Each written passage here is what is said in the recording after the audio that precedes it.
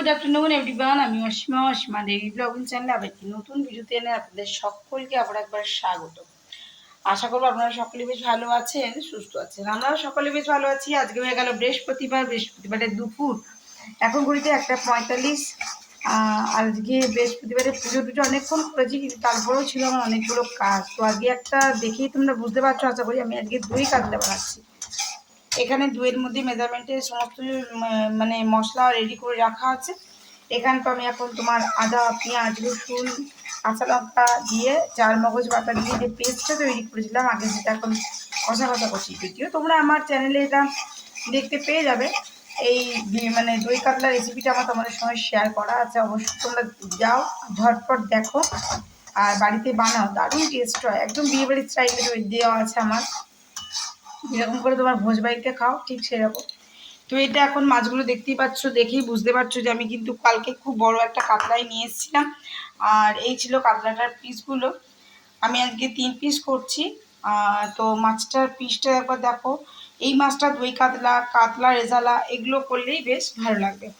আর দুপুরের লাঞ্চ বলতে আজকে তোমার আমি এখানে ডাল বসিয়ে দিয়েছি, ডাল হয়েও গেছে, ভাত তো অনেকক্ষণ হয়ে গেছে। আমি একটু শাক ভেজেছি, আজকে বেশি কিছু আর সেরকম করি না, আজকে অনেকটা কাজ ছিল। বললাম এই যে লাল শাক ভেজেছি, আগে আমি বাজারে গেছিলাম তোমাদেরকে দেখালাম লাল শাক নিয়ে এসেছিলাম, তো লাল শাকটা ভেজে দিয়েছি। আর করেছি ডাল, কালকে পটলের তরকারিটা আছে, আর এই দই কাতলা করবো মানে করছি আর কি। চলো তাহলে দেখতে থাকো আজকে এই ব্লগটা। অবশ্যই কিন্তু আমার ব্লগে তোমরা সঙ্গে থেকো আর দেখতে থাকো আজকে এই ব্লগটা। দেখো আমি মশলাটা খুব ভালো করে না করলে কিন্তু এর থেকে আদা পেঁয়াজ রসুনের একটা কাঁচা কাঁচা গন্ধ ছাড়বে। যার জন্য আমি এটাকে খুব ভালো করে আগে এটাকে তোমার আমি মানে টোটালটাই সর্ষের তেলে করছি দই কাতলাটা। আর যেটা করছি সেটা হলো এমন কিন্তু মানে কোনো বেশি হেডেক নেই এই রান্নাটা করতে। তো জাস্ট একটু তেল দিলাম, আর তখন আমি অল্প তেলেই মাছটা ভেজেছি। তো বেশি তেল দিয়ে রান্নাটা দেখতেই পাও। তো এই যে দেখো এটা আবার ভাজা ভাজা হচ্ছে, মানে এই যেহেতু এখানে তোমার চার মগজ বাটাটা দেওয়া আছে, যার কারণে দেখো এখানে তলে ছিটছে।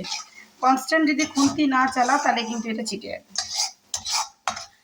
তো এই হলো, এটা আবার কষতে কষতে দেখো গন্ধ ছাড়তে শুরু করেছে, খুব সুন্দর একটা গন্ধ বেরাচ্ছে।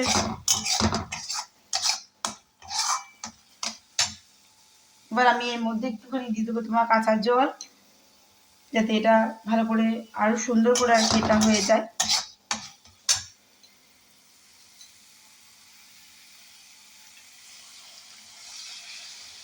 আমি একটু জল দিয়ে দিলাম, জল দিয়ে এটা একটু সময় নিয়ে এটা একটু কষিয়ে নেব। তো চলো বন্ধুরা, অবশ্যই ব্লগের সঙ্গে থেকো আর দেখতে থাকো আমার আজকের ব্লগটা তোমরা। তো বন্ধুরা চলো শেয়ার করি তোমাদের সঙ্গে যে আমার দই কাতলা দেখো একেবারে রেডি হয়ে গেছে। এবার আমি এটা বন্ধ করে দেবো। হ্যাঁ, এতে তোমার ঘি গরম মশলাও পড়ে গেছে, টোটালি রেডি হয়ে গেছে। দেখতে পাচ্ছ ঝোলটা এরকমই দেখেছি আমি। তোমরা কারা কারা ভালোবাসো দই কাতলা বা কাতলা রেজালা, যদি দেখতে চাও তো অবশ্যই আমাকে কমেন্ট করতে পারো, আমি তোমার সঙ্গে শেয়ার করবো। আর এটা ওদের খুব প্রিয় একটা খাবার, সেটা হলো মাছের তেলের বড়া। আমি একদম খাই না, ওদের জন্য আজকে সব করে দিচ্ছি, ওরা ভালোবাসা বলে। তো এই যে দেখো মাছের তেলের বড়াটা এখন আমি ভাজবো না, জাস্ট রেডি করে রেখে দেবো। এই যে সেদ্ধ ডাল করেছি, ডালটা নামিয়ে নিয়েছি, আর তোমাদেরকে দেখালাম এখানে আমার লাল শাক ভাজা আছে। তো বাস এই হলো আর কি আমাদের দুপুরের আজকে লাঞ্চ। তো চলো এবার আমি এটা কড়াই থেকে নামিয়ে